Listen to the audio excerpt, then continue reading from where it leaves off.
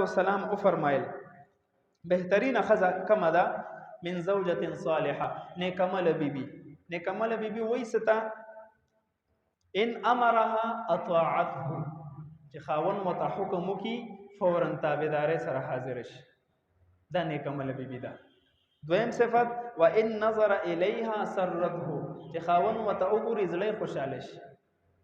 او خاون بده خوشحالي کې چې خپل پاکه صفا ګرځي پاکه کپڑے وتا چولی خاون ته زیب او زینت اختیاري دانه چې خاون ستړي ستومان راشي او ډیران بیبي پکور کې مردار ناسي خاون زړو چوي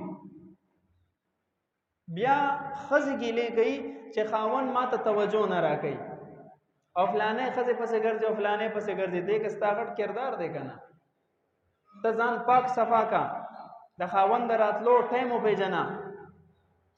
اچرا شي ته وته اوبو پېښ کا شربت وته پېښ کا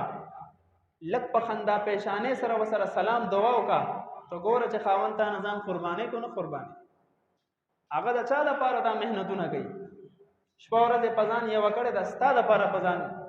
تکلیف برداشت کوي دریم صفت وَإِنْ غَابَ عَنْهَا نَصَحَتْهُ فِي نَفْسِهَا وَمَالِهِ او چرته خاون پکور کې نه چرته تلی وي نو خزه د پاره څه ضروری دي چې د خپل ذات حفاظت وکي د خپل جسم حفاظت وکي د خپل شرمګاه حفاظت وکي بده کې څه قسم خیانت نه کی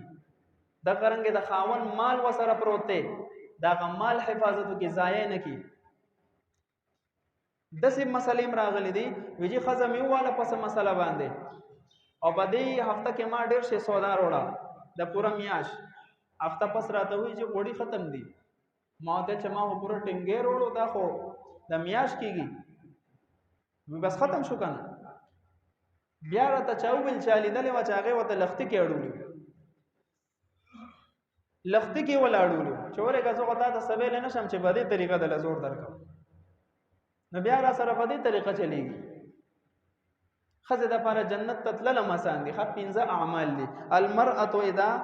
صلت خمسها چې 15 وانه وخت مص پابندي کوي یو خزانانه وصامت شهرها د رمضان